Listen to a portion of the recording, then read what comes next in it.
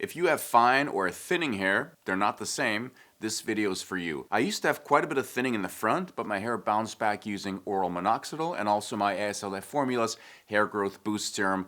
More on that in a bit. Today I want to talk about my top hacks for fine hair and also thinning hair. Even though they're not the same, a lot of this applies to both of them. How to make fine hair or thinning hair look fuller, less flat, what products to use, how to style it. If you're using the wrong product with fine hair, you will look like you're losing your hair even if you're not. Because the wrong product will clump your hair strands together and weigh them down, which will make your scalp very visible. We're going to talk about how to make it look fuller, some do's and don'ts, all that good stuff. But before we do, let's look at the difference between fine and thin hair, because many people talk about them as if they were the same, which they are not. Fine hair refers to the diameter of each individual hair strand. If you take one hair between your fingers and it feels very soft and barely noticeable, that's fine hair. This is mostly genetic, right? And doesn't necessarily mean you're losing your hair. Thin hair refers to hair density, meaning how many hairs you actually have on your scalp. Thin hair usually means fewer follicles or fewer active hairs. So generally you see more of the scalp through your hair. You can have fine hair that's dense, lots of hairs, but each strand is small. You can have thick strands, but thinning hair. Each hair is strong, but there are fewer of them. Or you can have fine and thin hair at the same time, meaning small strands and low density. Fine hair responds best to treatments that increase shaft thickness, while thinning hair requires treatments that preserve or reactivate follicles. They are different problems, and treating them the same often leads to disappointment, but styling-wise, they're very similar. Hack number 1, get the right haircut for your hair type. What should you tell your hairdresser or barber to do? Or more importantly, what should you tell them not to do? Are shorter haircuts better for thin or fine hair? Well, shorter hair helps both, but for different reasons. And it matters more for thin hair than for fine hair. For thin hair, meaning low density, shorter hair almost always looks better. Why is that? Because long hair separates and exposes the scalp more easily. Short hair creates less contrast between the hair and the scalp. And that's why thinning areas look worse when hair gets longer. For fine hair, meaning small strand diameter,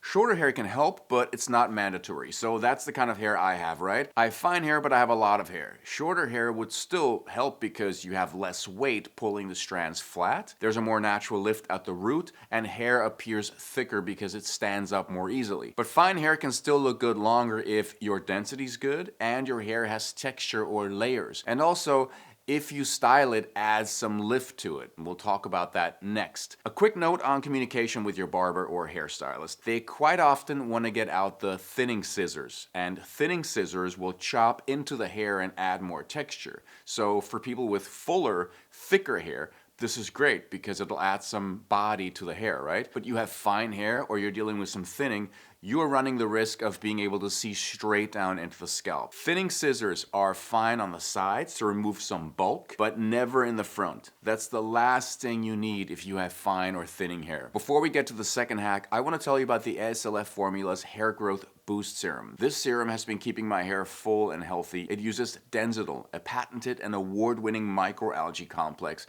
combined with bicapil, rosemary, ginger, licorice root, and vitamins A and C. If you're dealing with thinning or you just want stronger, fuller hair growth, this formula supports the scalp from multiple angles, boosting circulation, calming inflammation, and creating a healthier environment for follicles. Densidyl energizes follicles, strengthening the scalp's extracellular matrix, and supports collagen around the follicle. In clinical testing, it increased the growth phase by 24%, boosted density by 11%, and delivered over 10,000 more hairs compared to placebo. Bicapil has been shown to stimulate growth, increase density, and reduce shedding. Rosemary extract supports circulation and performed similarly to 2% minoxidil in a 2015 study. Licorice root extract helps reduce local DHT activity, while ginger offers antioxidant and antimicrobial support. And last, vitamins A and C help with hydration, collagen production, and antioxidant defense. So if you're looking for a natural way to prevent hair thinning, or you're looking for something to use in combination with finasteride or minoxidil,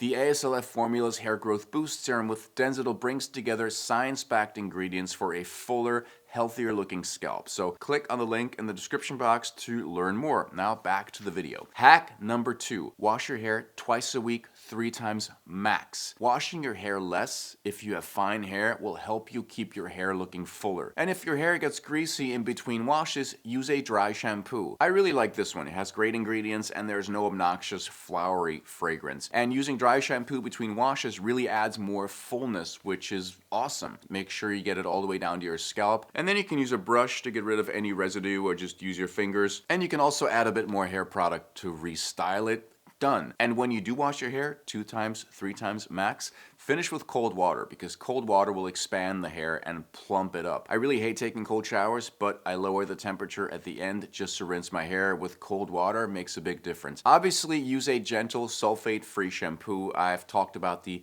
thickening shampoo from Feel Confident before. It's Dr. Gary Linkoff's shampoo. He has a great YouTube channel all about hair, and his shampoo is awesome. And when you get out of the shower, don't rub your hair with a towel like you're a wet dog. Pat it dry, gently. Hack number 3.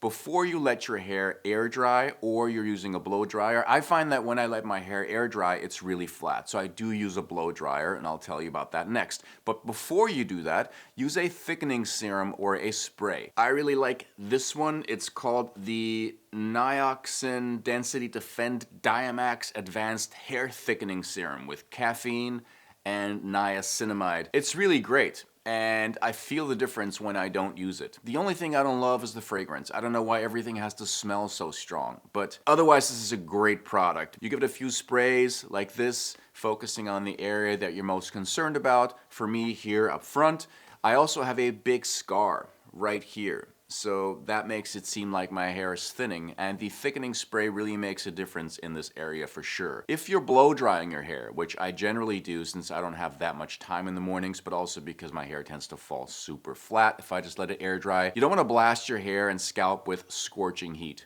I use one of these diffuser things at medium heat, and you can use a brush if your hair is longer at first, and then just use your fingers. But if your hair's shorter, you just use your fingers to create some texture in your hair as you move the blow dryer with the diffuser around, and you can guide your hair in the direction that you kind of want to go, and you're going to style it later. The other thing you can add would be a thickening foam before or while you're drying your hair. Jack Black has a great product. But there are many out there. Or some people love using a sea salt spray. Brickle makes a good one. I'm suggesting different things because we're all different, and some people prefer sea salt spray to make their hair a little fuller and thicker. I personally think it makes my hair really dry, so I prefer using a thickening serum and sometimes a thickening foam as well. Okay, next hack. What product should you use for fine or thinning hair? We don't want to use a gel or pomade. That'll make our scalp very visible. When my hair is shorter, I like using a fiber product. Ruzel, I'm not sure how you say this company, but they make great products. So I have a couple of them that I like, and you just use a little bit and then spread it out in your hands, warm it up a little bit, really make it soft, and then you work it in.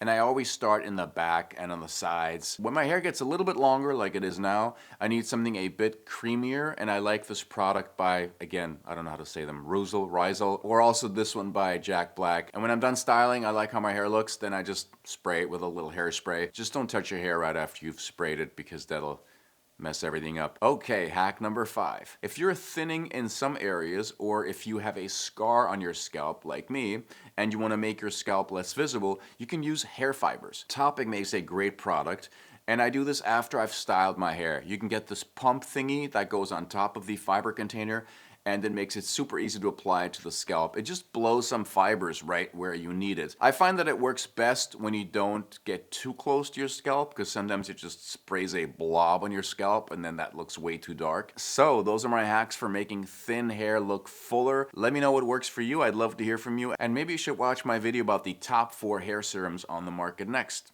And I'll see you next time.